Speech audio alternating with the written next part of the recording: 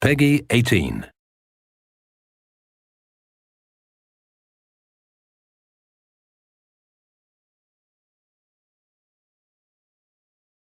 Hello everybody and welcome. My name is Derek Neal. I'm the executive producer here at Maximum Games, and I'm excited today to be able to bring you this sneak peek into our upcoming action-adventure title, Extinction.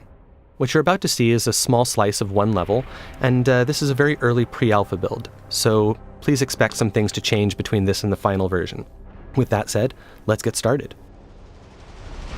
Extinction takes place in a lush, vibrant fantasy world, full of painterly textures and bright, rich colors. But this world has come under siege by an organized army of massive otherworldly invaders known as the Reveni, who have begun systematically eradicating humanity off the face of the planet. You play as Avil, one of the last of the Sentinels, a legendary group of warriors with the skills and tools necessary in order to take down these massive foes. The gameplay in Extinction emphasizes high-speed traversal around the environment.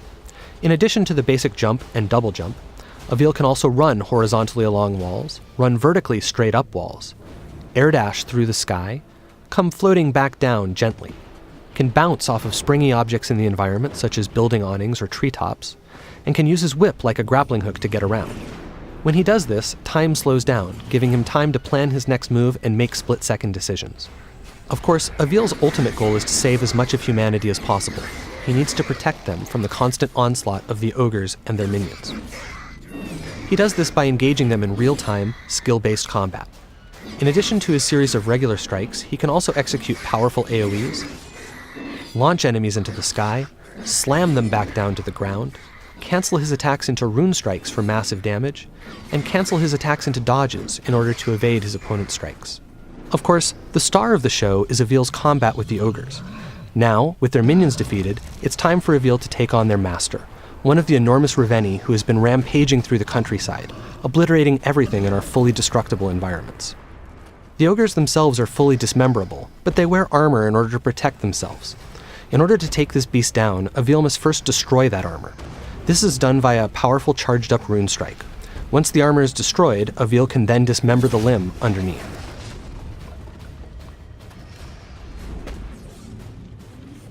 Dismembering limbs like this builds energy which Avil will need to ultimately be able to strike the finishing blow. And as you can see, this ogre is none too happy about the loss of its leg, and Avil has to dodge its attacks while also trying to remove the remaining armor in order to get to the limbs beneath them. This is an extremely dangerous situation to be in because if any of these blows actually manages to hit Avil, it will be death in a single hit. Having now absorbed enough power and weakened the ogre sufficiently, Avil is now ready to go ahead and strike the finishing blow. Using the traversal options we showed off earlier, Avil is able to climb up the ogre's back, take out its helmet, and deliver the coup de grace.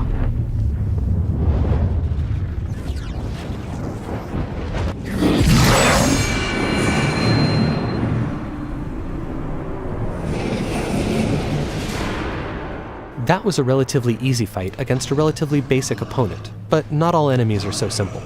Depending on what armor, weapons, and abilities they have, each ogre presents its own unique challenges, and requires different strategies and tactics to take down. Here, we have an example of an ogre decked out in gold armor.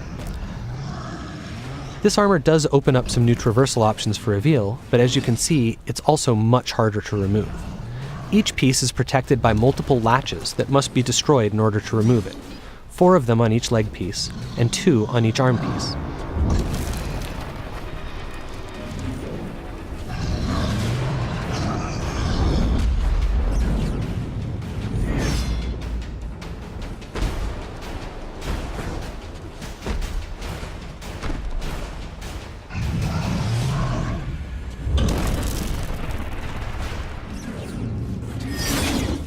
Having finally destroyed all the latches, Avil is now able to dismember the first of this ogre's legs. Moving on to the arms, however, is now much more difficult, as they are constantly moving, making it hard to target those tiny latches. Avil must dodge the ogre's attacks and their minions' attacks while doing this.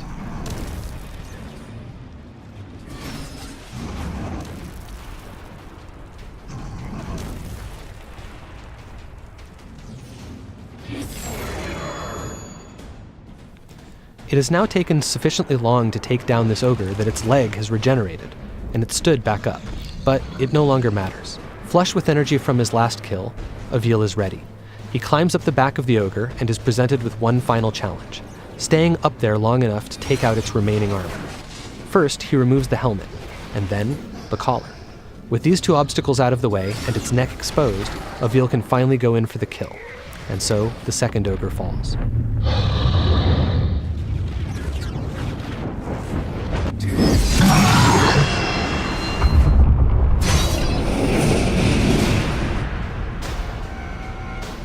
As I said before, this was just a short glimpse into some early pre-alpha gameplay, and there's much more to come.